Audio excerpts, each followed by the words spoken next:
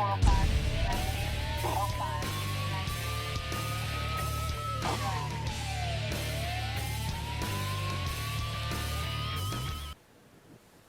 and welcome. I'm Jon Garlick and I'm here with Sheriff Matthew Wade, and this is Calhoun County's Most Wanted. Hello, Sheriff. Always good to be on the show, John. I tell you what, it's a new year, exciting times. It is exciting times. It is. And exciting. Speaking of exciting times, let's look at the exciting count. Hey, 2 arrested this week, 5,154 people arrested, all because somebody was willing to help us out. And it looks like Toby got arrested by the fashion police with his hair, but all right, we'll keep on going with that. It was a hair-raising experience. It was a hair-raising experience. Speaking about hair-raising experiences, I don't know that that's what this is, but let's talk briefly about the new pistol permit law. Okay, the new pistol permit law was changed where if you want a permit, you can be 19 years old to get a permit in the state of Alabama. They're still needed if you want to go to some other states. But in Alabama, you do not require a permit to carry a pistol. So if you're 18 years old or older and you're legally able to obtain a firearm and possess it, you can carry one in your car or on your person concealed, and there's no permit requirement for that. So you can go on our Facebook page and read all about it. Very good. Well, that's good information to have. And we got some good information coming up here with the first half of our lineup. So stay with us. We have an exciting guest, too, here on Calhoun County's Most Wanted. And welcome to this week's edition of Calhoun County's Most Wanted. The first half of the lineup this week brought to you by Chris and John's Bail Bonding. Chris and John's Bail Bonding. Phone number 256-328-4547. First up in our lineup this half is Tanya Shears. Miss Shears, last known to be living in Anniston, she's wanted for failure to appear on possession of a controlled substance ×2. And we'd like you to meet Deborah Killian. Miss Killian, last known to be living in Parrish, Alabama, she's wanted for failure to appear on burglary third. And this is Christopher Reeves. Mr. Reeves, last known to be living in Anniston, he's wanted on a probation violation for receiving stolen property first. And take a look at Jeffrey Hollins. Mr. Hollins, last known to be living in Anniston, he's wanted for failure to appear on possession of marijuana first. This is Misty Dudley. Miss Dudley, last known to be living in Alexander City, she's wanted for failure to appear on possession of a controlled substance. And that's it for the first half of our lineup. Stay tuned for the second half later in the show. Welcome back. We hope you saw somebody in that half of the lineup that you might know where they are. If you do, call Sheriff Matthew Wade. You call, he hauls. We are here with Assistant Chief Johnnie Phelps of the Anniston Fire Department. How are you, John? I'm good, man. How's it going? It's going well. So what's new at the Anniston Fire Department? Well, hopefully not fires. Hopefully not. Well, there's plenty of fires right now, but I came to actually speak about our high school program that we've got going on this year. We're about at recruiting time to get back in the high schools and recruit for it, and I thought this would be a good platform, and I appreciate you having me. Well, and that's an exciting program. So why don't you give us the skinny on it? Okay. It's actually, we started it about 8 years ago. It includes all Calhoun County high schools, Jacksonville City High School, and Anniston City High School. We've also had JCA join with a couple of their students, but it's actually run through the Career Tech Academy through Jacksonville. All the schools are involved at different times throughout the day, and they send their seniors to us for fire science, where they learn and get certified by the end of the year to be a certified volunteer firefighter. That opens the door for them to go through a bridge program, which is a shortened recruit school right after, and actually gets them ready to go straight to work. So they graduate from high school and they're ready to go to a Yes, shorter sir. academy and be Ready to go to work, and it's been a tremendous program for our department and the departments around us. At Anniston Fire, we've gotten 24 new hires over the last couple of years out of this program, and then the departments around us as well. And man, that is, college isn't for everybody. Yes, sir. And you can still go to college to be a fireman. I'm not saying that you can't, but there's people out there that know what they want to do, and getting those young people to that quicker, man, I wish we could do that for law enforcement. We've studied that and tried to find a way to make it all work, and we just have yet to find that out. But recruiting people that early and getting them in, when I was a young man, I wished I'd had some opportunities like that. Yes, sir. I think it's been a wonderful recruiting tool for us, probably the best recruiting tool we've had in 25 years to be able to bring new hires in, which we need because we're short. All the departments around us are short right now. Public safety is, it seems to be a shortage of people wanting to get into public service, and hopefully we can change that, just through our actions. So, yes, sir. But I did see on y'all's Facebook page a young man just become a paramedic. Yes, sir. Advanced EMT, Jalen Parker. Yeah. He came out of our high school program from Anniston City Schools, and I believe he's been working with us right at 3 years now, and has went through 2 different levels of EMS certification. So he's already a paramedic, been 3 years into a career at 21 years old. You know, when it comes time for him to be able to enjoy retirement, he can get there a lot sooner as well. That's That's right. some of our great benefits is having those kind of retirement plans where you could retire a lot earlier than you would if you're in the private sector. Yes, sir, absolutely. And we've got people jumping off the trucks that are from the community, which I think is a great thing for the department as well. Absolutely. Well, that's important. So they do this the last half of their senior year, or is it the whole year? No, sir, it's the whole year. They'll sign up sometime before the end of this year. It's, like I said, it's through the Career Tech Academy. They'll talk to their guidance counselor and show their interest and apply through Career Tech, and if accepted, which most likely we accept as many as we can, they'll start next year within the first day or 2. So how many are typically in a class? This year with COVID, of course, it slowed down, but this year we've got 21. It's not one class, it's actually three classes throughout the day, because each of the high schools send their students to Career Tech kind of on different blocks. But it also opens the opportunity for a senior, if they're playing football and they have workouts in the morning and their school goes the first block, that they can pick another block and drive. If they go when their school is sending students to Career Tech, they can ride the bus.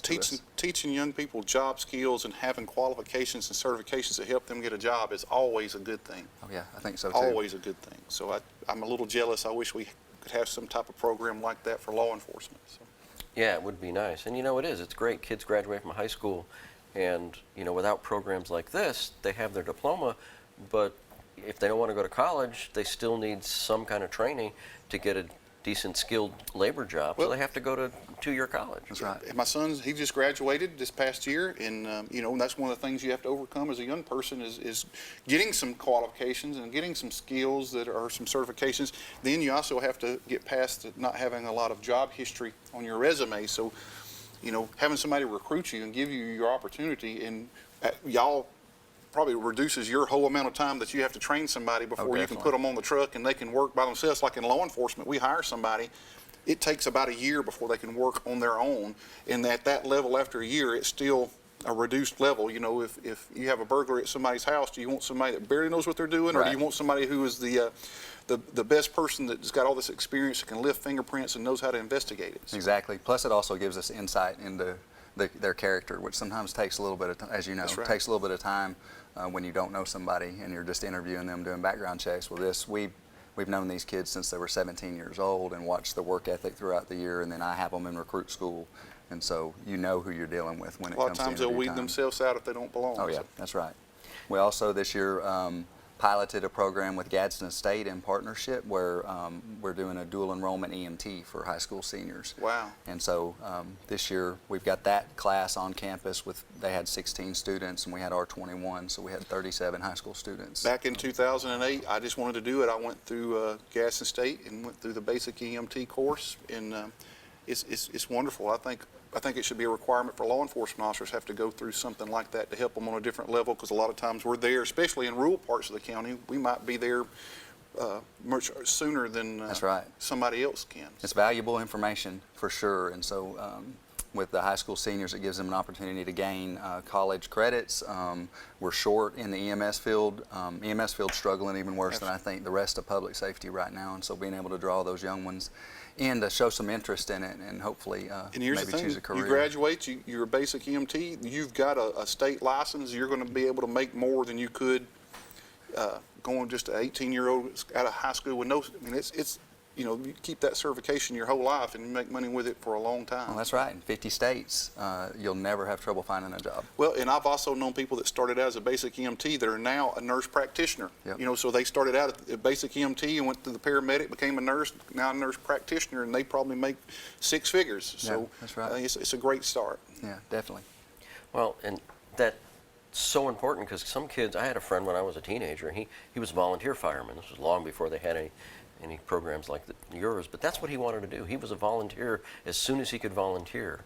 And then when he got out of high school, that's what he went and did. He wanted to be a fireman all his life. That's another aspect of it too with the program, that if this student decides this is maybe not their career choice, hopefully it helps boost recruitment for the volunteer departments around us.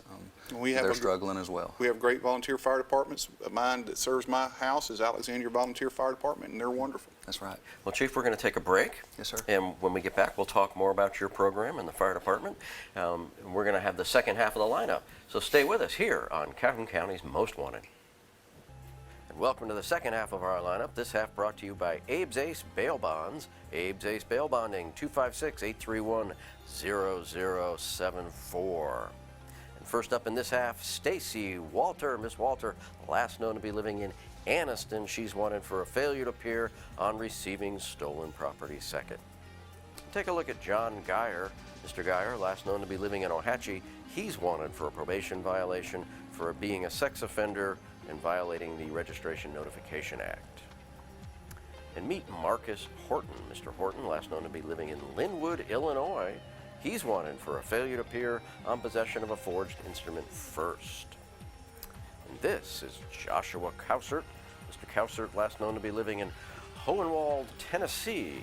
He's wanted for a probation violation on theft of property first. And meet Tasha Iron. Miss Iron, last known to be living in Anniston. She's wanted on a probation violation for theft of property first.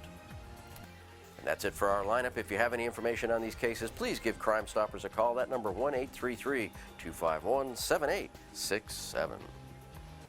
Welcome back. We hope you saw somebody in that half of the lineup that you might know where they are. And if you do, call the Sheriff's Office. You call, they haul. We are here with Assistant Chief Johnnie Phelps, the Anniston Fire Department. We're talking about your wonderful program for career tech and recruiting students to become firefighters once they graduate high school.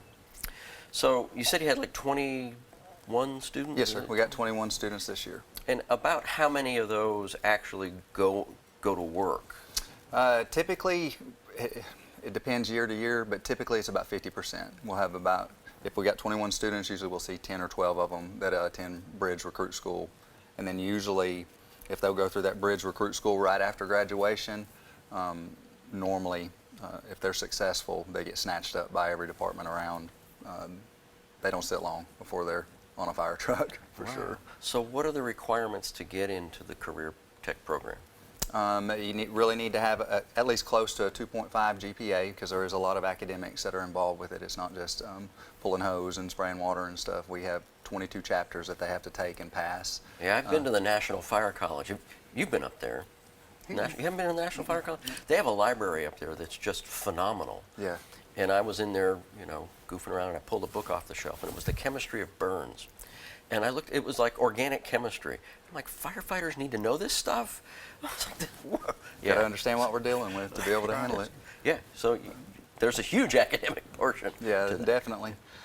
We do like them to be physically capable of doing that, being able to pass a candidate physical ability test.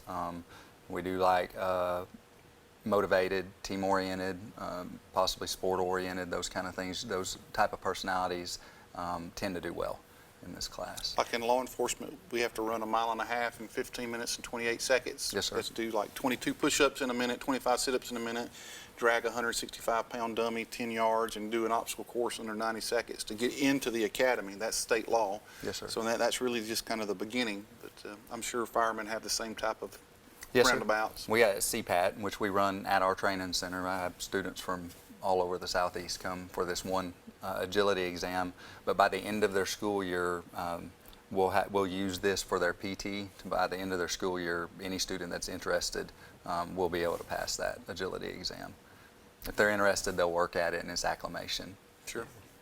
What kinds of stuff do they learn?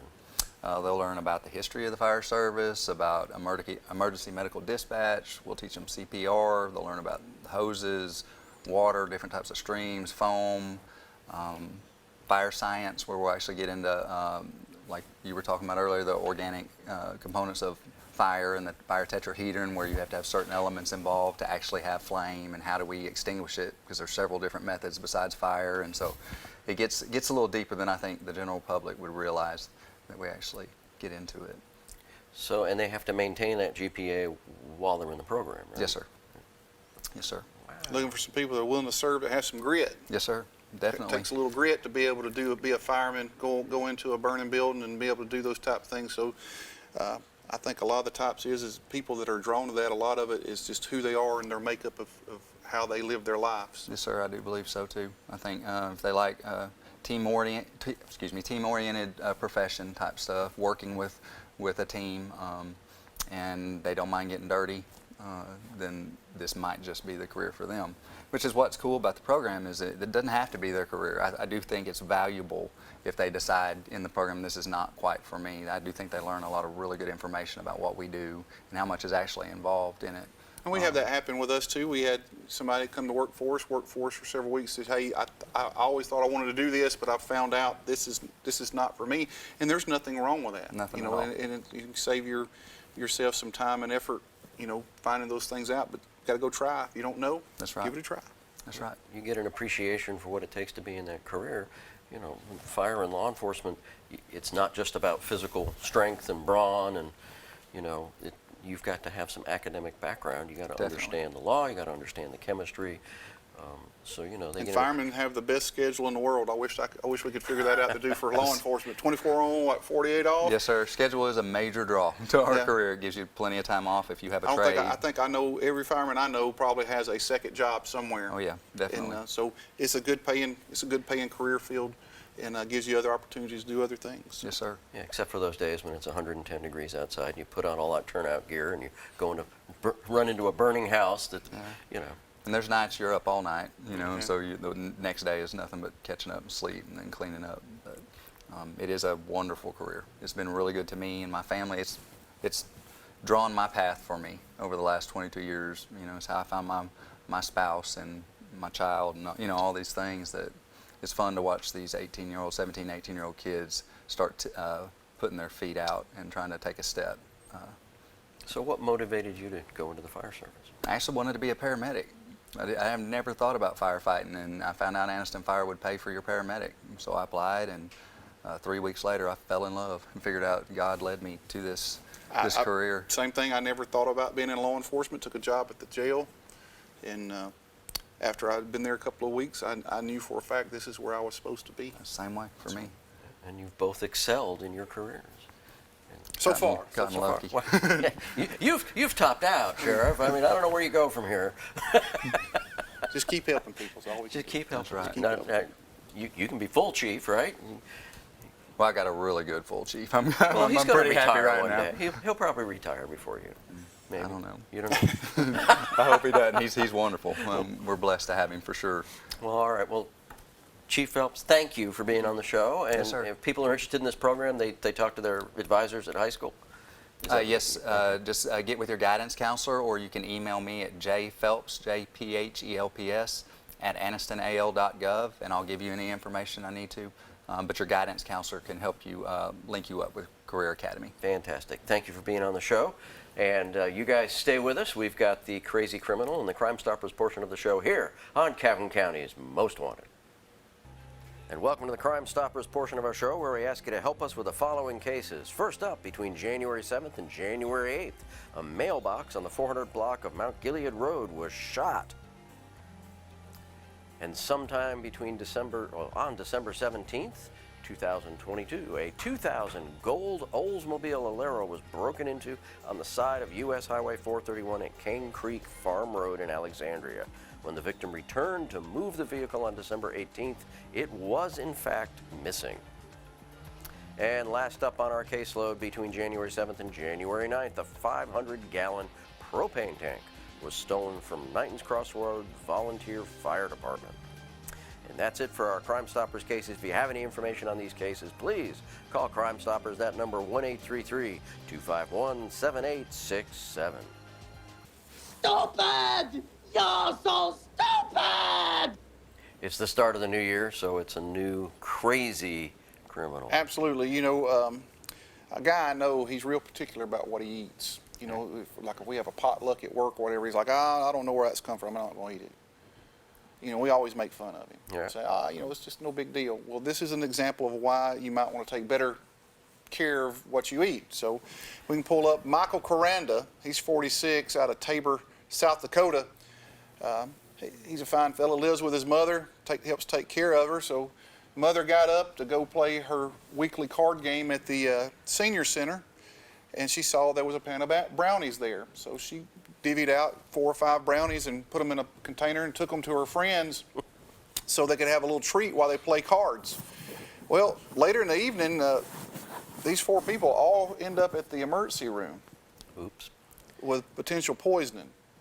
It was later discovered that Michael here had recently visited Colorado and bought some cannabis-infused butter and cooked him some brownies. And so those ladies that were playing cards they had gotten high. They Yes, weren't poisoned. they They were on the devil's lettuce.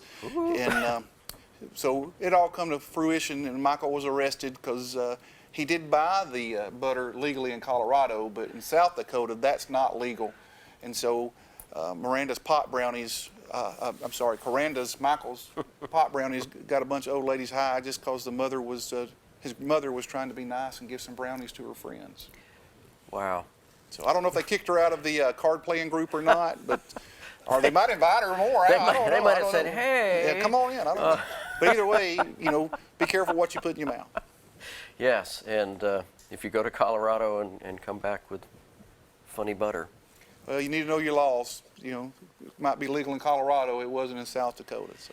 And that's a problem all over the United States with all that. It's a mess. We won't get into that. No, we ain't got time for all that mess. But, you see Michael Coranda or his mother coming, just be careful what you eat from them.